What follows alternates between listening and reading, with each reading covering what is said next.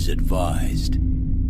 Hey everyone, this video is brought to you by Audible. Audible is offering you a free audiobook with a 30-day free trial membership. All you need to do is go to audibletrial.com/bgunlocked. The link is in the description below, and now enjoy the video. Hey everyone, welcome to the discussion for Thunderstone Quest, and this is going to actually be for both the multiplayer and the solo variant, not just the solo variant, just because there are differences obviously for the solo variant, but I figured that the similarities for both playing with people and playing without are pretty close. So, Thunderstone Quest. Now, this is a game that's actually been out for a little bit, and I just recently acquired everything from the Kickstarter for up until the most recent Kickstarter, and I have a thing for, especially lately, for games with almost infinite replayability and like a lot of cards, like a lot of deck of cards. So like which funny enough is actually what AEG seems to specialize in. So you have this game, Thunderstone Quest, then you have Smash Up, and then you have Edge of Darkness, and God, I don't even know what other games. Sorcerer is another one. But yeah, just those kinds of games. I'm just like, ooh, like just mix and match whatever. And Thunderstone Quest is such a blast. I thoroughly enjoy this game quite a bit. And it's interesting because when I first played it, I was like, I don't know if I really like it. Like it felt the game does have some problems, but they're very minor. Like basically, because I'm gonna go over the two problems that I had and how they were rectified later on. So they're not even problems anymore, but they were whenever I first started playing. So first of all, the one thing is I got everything from the Kickstarter. So I was just overloaded with a bunch of stuff that I was like, well, the guy I got it from had it pretty much well organized. I'm just like, what am I supposed to do with all this? Like how do I even get started? And that kind of brings me up to the rulebook. The rulebook isn't that great. For a game with as many cards as there are, it's just like, it's weird. It's overly simple, and most of the time when it comes to a simple game, I'm just like, yeah, no, that's what it is. But this game felt like it should have had more to it, just with the size and the scope and grand scale of everything, that I was like, man, there has to be more to this. So what do we do? How do we go to a village? How do we go, to the dungeon? You just do. And it's like, okay, so the temple says we can heal the next one, so can we just regularly heal just a random wound? And the answer is yes. But the rules don't really explain that. Now, it does a decent job. What they tried to do is go through, you know how some games at the end of the rule book, it has like a, 2-turn order, and it gives you like a small written playthrough. They tried to do that throughout the rulebook and use that to explain how they were doing things. And I don't really like that. That doesn't work for me because it doesn't really explain how they got to where they're at. I like the ones where it's like, okay, here's how you attack. Here's an example of what attacking is. Not a story of what John, Timmy, Andrea, and Kel were doing. It's like, I don't give a fuck about those guys. Just tell me just tell me how to do something. But that's for me. So the rule, and so as I was sitting there and I was like, this game feels fiddly. You have these miniatures, which are decent. It's like, what do I do? Do I move? Are there move actions? Like, can I go from place to place in the village? Can I go from room to room and just kill monsters? Can I buy more than one card? Things like that would be regularly asked are not answered in the rulebook. I guess technically they are because it says buy one card, but it's like, what, can I just do that over and over? Is that an action that I have? It's just not explained very clearly. Now, of course, once you figure that out, that you do one thing in the village, and where you place your guy, that area just gives you a bonus, but you can always buy a card, you can always heal a wound, and you can always level up a hero. But if you go to a specific spot, it gives you a bonus. And then the dungeon is just like, you start in the wilderness, and you move down to a spot, and you only fight in that location of where you end spending the required light. Now, understanding all that, the game is great. It is very clean. It's not as fiddly as I thought it was, because you just go, boop, I'm going to go to the guild's quarters. Oh, I'm going to spend my XP. I'm going to level them up. Oh, that says I can level up 2 people spending the required XP. Well, I have all that, so I'm going to go to the market. The market lets me, in the Barricades mode, lets me draw a card. Because in the other one, the market is just there. You don't actually go to it. So yeah, that was one initial issue. And then the other one that funny enough that I had was, this was actually my fault, was like, I was like, this game is long. This game is weirdly long. Come to find out that I only put one key in each of the decks, the level 1, 2, and 3 decks, and you need 4 to advance to find the Guardian. And I was like, where is it? And then that's why it was long, so that was fixed. So those were pretty much my only 2 real complaints with the game. I've only played as solo and I've only played as a 2-player game, but I feel that is enough. Really, with any deck builder, I just kind of like them as either 2 or 3. But man, the grand scale of this is just so much fun. Like, being able to go through essentially a campaign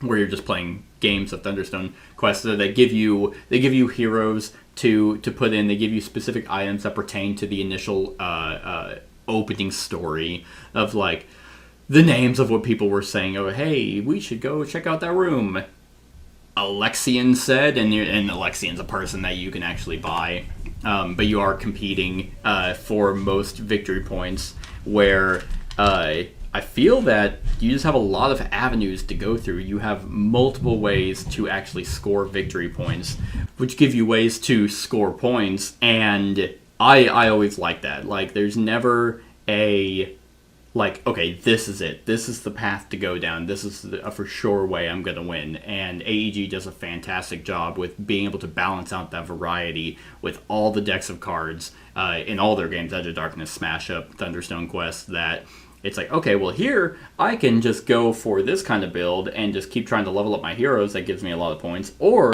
I can go through the dungeon and just keep going after the level 1s, and some level 1s, depending on who you get, give you treasures. Well, treasures allow you to attack a lot more and give you better weapons that no one else will have. The treasure deck is such a blast because they're all unique. I mean, the treasure caches in here just are, I mean, they're still different ways of just getting XP, but I like that. I like that a lot because it's like, hey, that's what I have. You don't have that.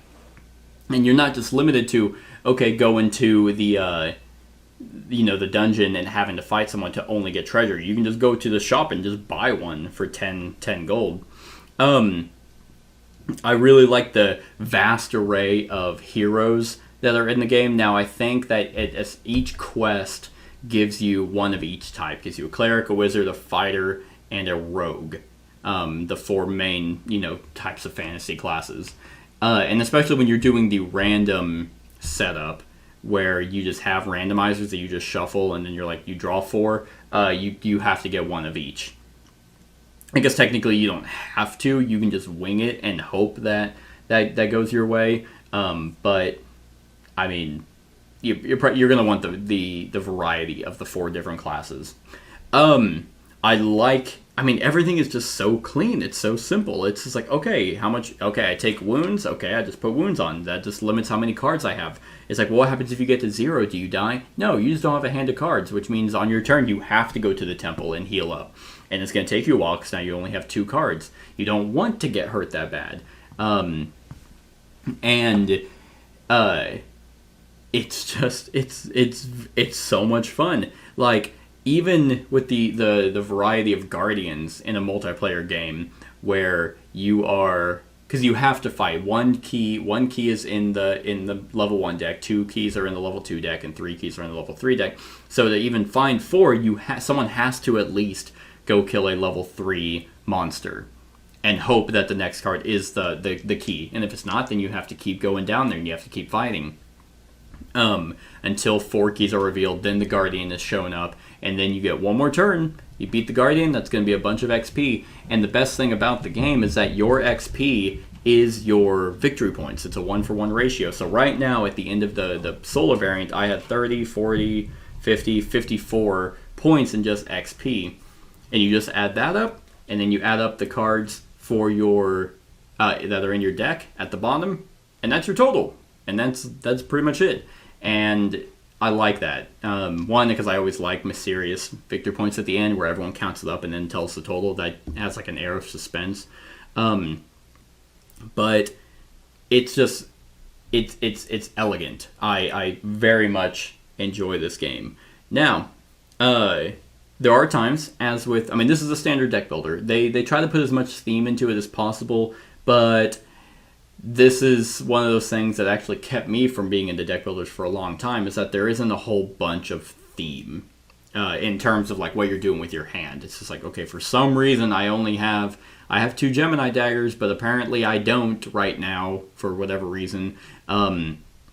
The best way a game has ever explained it to me was Tyrants of the Underdark, where they mentioned that the people that you're hiring are coming back from a mission, and the people that you're spending are out on the mission, so that's why you don't have them right now. And I guess you can apply that here. I think that would work pretty well if you're really oozing for theme, which is, I mean, in the cards, in the art, the beautiful artwork that's kind of covered up with cards, but at least the cards look good, is that, yeah, you have a bunch of honor mains, like, for whatever reason, you just have a bunch of them.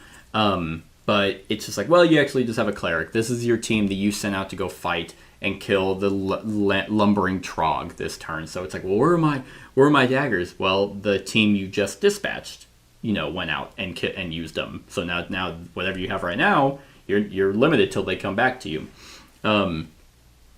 That's the best way to put some theming into this game. And the quests do have a pretty decent, opening story, and it is a continuous story throughout the different quests. I mean, I think the first one's called like A Mirror in the Dark, and that does have a continuous story till you finish it.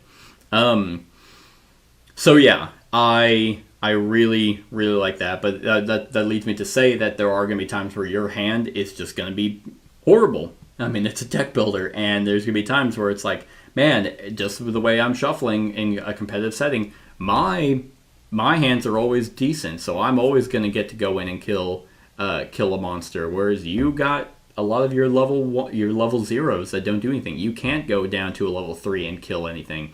But that's really bad on the player, because it's like, well, you're not leveling them up.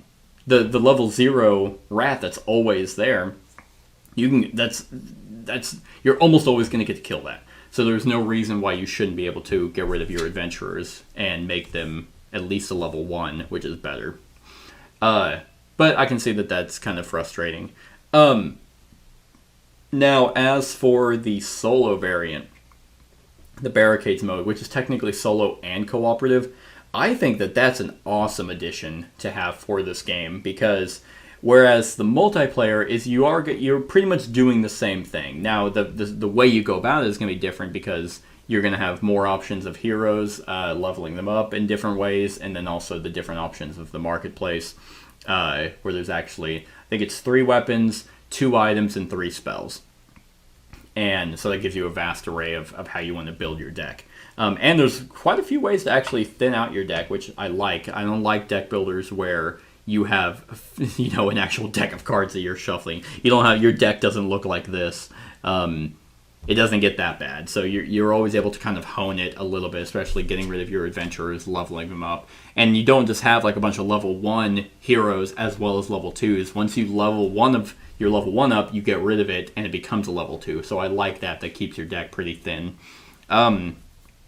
But yeah, so with the solo variant or the cooperative is that you guys are working together to actually go out and fight a big level 7 Guardian, which is really cool. I like this actually quite a bit, because the one, where there's a bunch of them, and 2, it's like there's a certain threat level, so he's not awake yet, but you're still rolling these dice. Now it starts off not bad. You're like, oh, 1, okay, oh, that's 1 monster. Okay, I can defeat that level 1 to get rid of that. I like that there's ways that the dice represent the monsters that are coming to attack, but if you kill a representing level, then you killed the monster that was going to attack. In this case, it's a polar bear. If it's 1, I kill the level 1. Well, there's nothing to attack us anymore. But if you don't do that and you decide to do something else, well, then you're going to draw from the bag, and it's just like, and you think, well, there's 4 locations at each spot. That's not too bad. Well, it's not until when the Guardian wakes up, and then it's like, oh, I'm rolling how many dice again? 7? And they have abilities that go off if you roll those particular colors where it's like, ugh.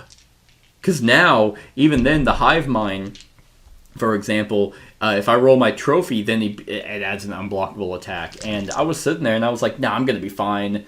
And to play it into what I was saying about, like, that your hands can be shit, well, when he wakes up, you want to get on him almost immediately. And if you can't do that, then you're letting him sit and just attack every turn. And you're like I was sitting there and I'm like, yeah, I'm fine. And it's like, oh, that is 8 attacks that are uncommon, because I couldn't kill anything. I think I killed a level 2, so it was like 6 attacks or whatever coming through, and I was like, oh no. Like, every one of these, not everyone, the Bazaar, the Marketplace, and the Arcane Wonders had 3 damage on them. 1 more damage, it would have been destroyed, so you couldn't go there.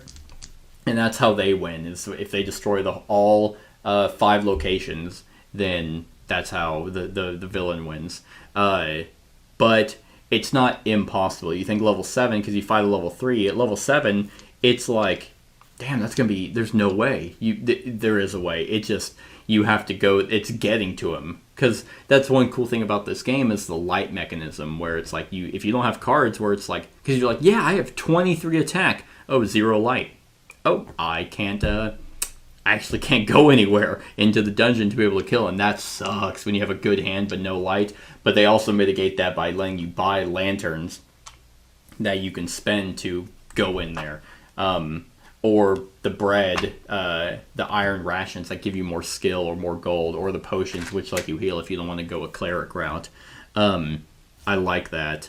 And yeah, I mean, the solo variant, it is slightly missing something, just because you only have, based off what I understood from the rules, which still weren't 100% clear, is that you only have 4 decks in the marketplace and you only have 2 heroes to buy from. And that's pretty much it. Now, I made it work. I kind of understand where they're coming from, just because it's just me and I'm the only one buying things. So I don't need 8 options. That's just going to be... I mean, I'm not going to buy everything, and I don't need 4 heroes, so it was actually kind of nice to be able to hone in and be like, okay, here's what I got. I have a wizard who is all about light and ramps up his damage with light. Okay, there's a fire rod that gives me light tokens. He gets more damage with light, so that's kind of that's the strategy I went for. And then he was magic, so then I counterbalanced him with my cleric melee, and tried to get her with a long spear. So it actually worked out pretty well, and even then, I never bought the Husky. Like, he's good, but there was no real monster here that made me destroy heroes. So, I mean, there actually was towards the end that I should have bought him to get rid of, so I didn't have to level down my damn heroes that I spent XP on. But you see where I'm coming from, that the strategy of actually honing it down to a condensed version with 4 in the market and 2 heroes actually does end up working out pretty well, instead of just being bloated. But yeah, I really like the fact that the hive mind, I mean, what's this called? The lair? Yeah, the hive, it's like the lair isn't there. But you can see what they can do, and then whenever they come up, then it's like, oh, now they're doing stuff, and they all have like a when revealed ability, which just does damage. And then there's a light value, so now it's like, okay, to get to a level 3, it's not that bad. Like, most likely this is going to take 3 light to get down there, but the hive mind in particular added 3 more, so that's 6 light, and it's like, that's actually a lot to get down. You don't think it would be. I thoroughly enjoyed the Barricades mode. I think the cooperative one, I haven't played it as cooperative, but I think it would be a lot of fun, because the Guardians do change depending on the number of players, and that you have to do more damage. But with that, you can actually, the marketplace now, you can lend, borrow a card to or from another player. So you can actually swap out some things at the market, or you can party up, where you can now band together to do damage together, or people can, to build up the barricades, you have to, you can pool your money together to build them. As a solo, it was kind of difficult, being like, well, 10 gold, huh? Like, just to build 1 barricade? That doesn't really seem worth it. So that would make it a little bit better.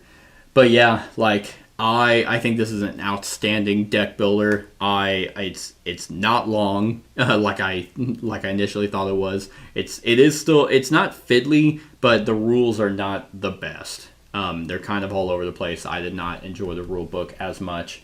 But yeah, and there's a bunch. I mean, if you get the expansions, there's a bunch of quests that you can just go on, which do tell you what to put in if you don't want to do the randomizers. But there's also a random variant. Like I said, with the randomizers, that's how you dictate. There's also an epic variant where you just use everything. And I think you just have... It was weird organizing it because there was a deck that had one of everything. So all weapons. And I was like, but then you still had the cards for the weapons. And I'm like, what the hell? Why do I not put these with them? No, apparently that's for the epic variant where you just take that deck and now there's just one of everything. And I think that would be a lot of fun too.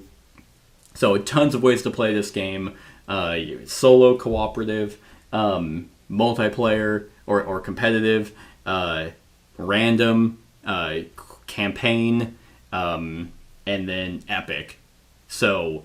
and I know that with all the expansions, it just adds more of like all the different dungeon tiles all have like well, they don't all, but some of them have unique abilities that it's just really cool because like when you go to whenever you're like leveling up and you're like, wow, I'm averaging 10 damage. Why would I ever go to a level 1? Well, that level 1 monster gives you, like if I'm looking at the polar bear, it gives you 3 XP. That's 3 points. A treasure, which is 2 points, so you made 5, and a bread and an iron rations. So you don't have to go to the bazaar to buy one. So it still warrants you to want to go to a different level just because you can.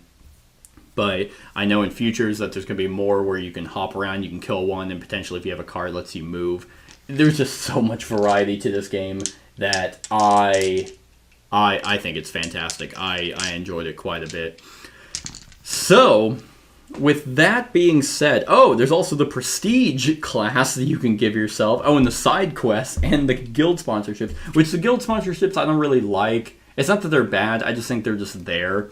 Because everything else you can randomize, and that's kind of what I like, is I just shuffle the side quests and give one out. That's my own homebrew rule. But the guild sponsorships, there's like 4 for each type of class, and it's like, I can't really shuffle those. So, I don't know. Like, I mean, this one was there. I just gained... They were worth 1 extra XP, so it didn't really help me. The side quests for the solo variant you don't get, because it's like there's not enough time for you to actually do it. But in the multiplayer game, the side quests are there. They're kind of like a secret goal like that you can go for that can give you a special item. Or some of them was like, hey, for each spell you have, it gives you +2 XP at the end of the game. And I like those a lot. So the side quests are great. The prestige classes are really cool. I thought those were a lot of fun. Like the Living Legends ones that I had was, hey, if you just defeat and it has one for Barricades mode as well as, regular. So it's like that levels you up and gives you your own special abilities that you get. I like that a lot. So much variety. Like, such a great deck builder that is set in a fantasy theme with a lot of monsters, a lot of heroes, a lot of items, a lot of weapons, a lot of spells that you'll have a great time. And at the time of this recording, they're on Kickstarter again for 2 more expansions. So yeah, AEG is just killing it. Like they keep releasing freaking Thunderstone stuff. They've released Edge of Darkness stuff. I think they're about to go on Kickstarter later on, either next year or this year, for more Edge of Darkness, like a massive Edge of Darkness. Probably a campaign similar to what they're doing here, because Edge of Darkness doesn't have a campaign, and I was going to kind of bring that up. That's probably what it's going to be. And then Smash Up is still going strong with their Marvel stuff. So, yeah, if you want variety, this is it. And, I mean, they all hedge around cards and deck building. So, in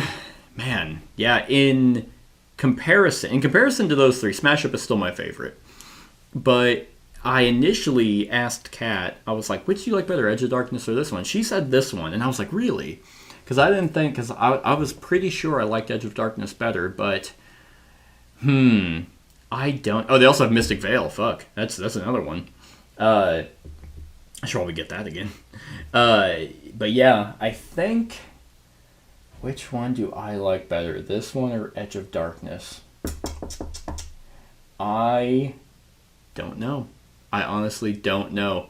I think I like this solo variant better than Edge of Darkness solo variant. But I think I really like the uniqueness of the card crafting and the fact that you are deck building, but it's not your deck. I don't know. That's a hard one. That's a hard question I just asked myself out of nowhere. But on a scale of 1 to 10, I'm gonna give 2 rankings. No, I'll give technically 3. Actually, I think it's gonna be I'm gonna give Thunderstone Quest, the multiplayer, an 8 out of 10. I'm gonna give the solo variant a 9 out of 10. The Barricades mode, I really liked it, having this extra guardian to come in and fight. Because it's not, I mean, it is kind of a race. Like the multiplayer is a race to, find the things and then, get the most points.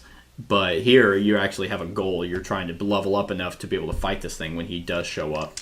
And then, so overall total, I'm gonna give Thunderstone Quest an 8.5 out of 10, which is just phenomenal. So I think I gave Edge of Darkness a 9, which, yeah, that feels right. Smash Up Darkness, what?